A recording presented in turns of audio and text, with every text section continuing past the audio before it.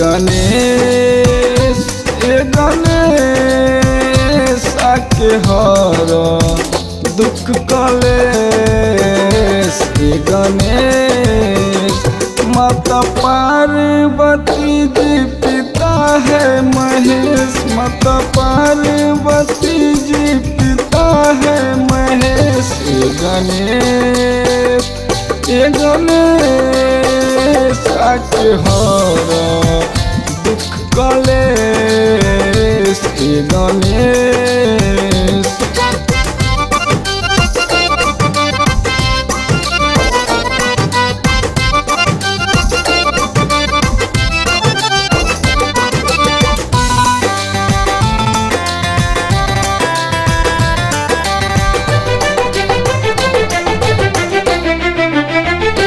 प्रथम पूजा के तू आज्ञाकारी बैला, करके मुसवा के पीठ पर सवारी बैला।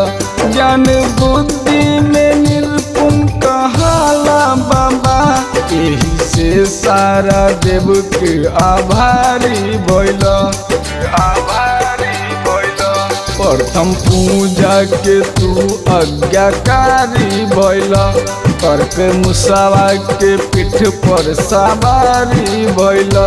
ज्ञान बुद्धि में निपुण कहाला बाबा, यही से सारा देव के आभारी बैला। महिमा ताहर गावता रे खुद खोगेश। गणेश आके हर दुख कलेश। गणेश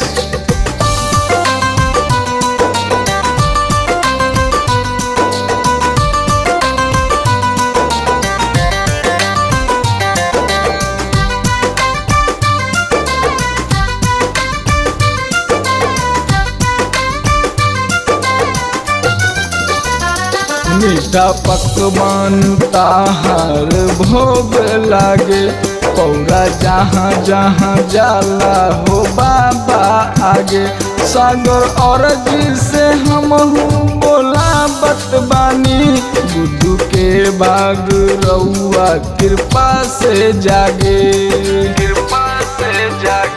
मीठा पकवान ताहार भोग लागे, पौरा जहाँ जहाँ जाला हो बाबा आगे।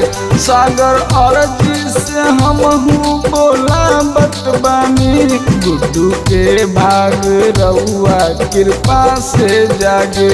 शेष मुनि देव आरती कह के दिले सनेश।